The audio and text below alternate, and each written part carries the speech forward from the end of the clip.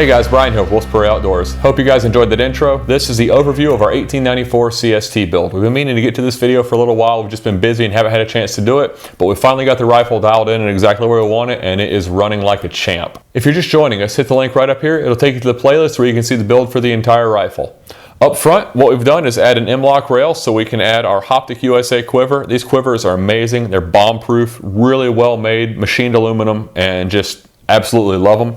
Keep 6 rounds up front. They make them for 38 .357 as we have here, 44 mag, 30-30, and 45-70, as well as 2 shots and 5 and 6 shots depending on the rifle for precision rifles. So they've got a lot of good options, really a good company to work with. They make some phenomenal additions. On top, we have an excess sights lever rail, and a lot of people have asked, yes, we did have to replace the front sight because when you add the rail, the rear sight gets elevated just enough that you can't use the front sight post. It's just a hair too short. So we did have to replace the front sight. You'll see that in the video linked up here. Next up, we have a Ride-On Optics X3 Tactics PRD red dot, and this red dot is amazing. I love it. It's crystal clear, easy to see through, and the rifle is already super handy. You throw this bad boy on it and you can rock and roll with it. Absolutely love it.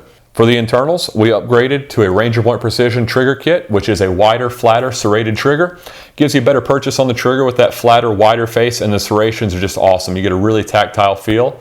And then you'll notice the lever is different. We got rid of our big loop lever, which they're great if you're in Alaska and you need to wear big gloves or you're in a really cold area in general. But here in South Carolina, we don't need that, and I don't like your standard tiny lever. There's just not enough room for me. So the Ranger Point Precision medium loop lever is a really nice addition. It gives you plenty of room to get your hand in there and still not have too much space like the big loop levers. I just don't like the extra lag time. I don't like the extra space.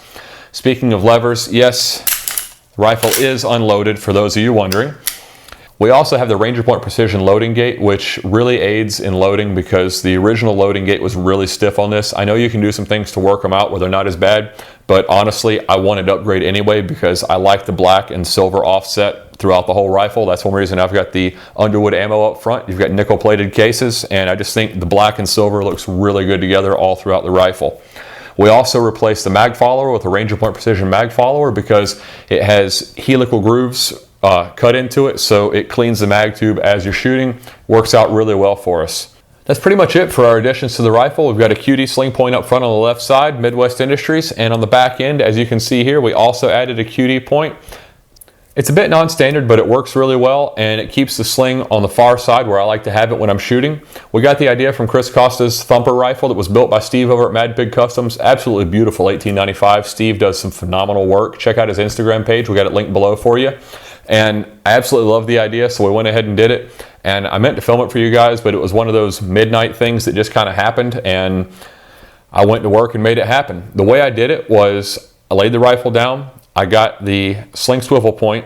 It has 4 grooves on the back that lock in with the M-lock rail. And what I did was set it on the stock, held it in place, got a rubber mallet, and whacked it a couple of times and made indentations into the stock where that was going to sit.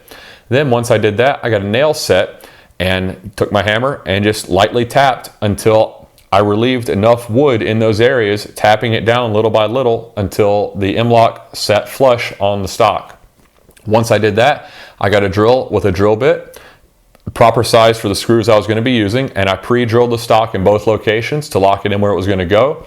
And then I got some 3/4 inch screws from my local hardware store, and they're black obviously to make it match the rifle.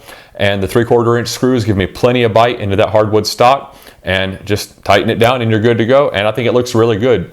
If you've got the time, a drill press, and know your way around epoxy and whatnot, you could, set a flush cup in there, but I don't have a drill press. I wasn't really positive I could do that the way I wanted, make it look really nice. So I went with this option. I think it turned out really well.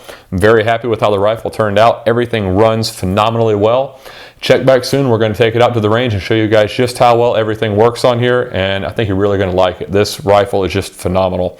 The one thing I'm lacking is a suppressor, and that's on the list of things to get, but I have a 6-month-old and I'm building a homestead, so suppressor's kind of down the line a ways. Hope you guys enjoyed this quick overview. If you did, hit that thumbs up for a like, hit that subscribe button below, and check back soon when we take this bad boy out for some plinking. It's going to be a lot of fun. This gun is just super handy and a ton of fun to shoot for anybody. Seriously, it's just a blast. Really hope you guys enjoyed it. Have a good one, guys.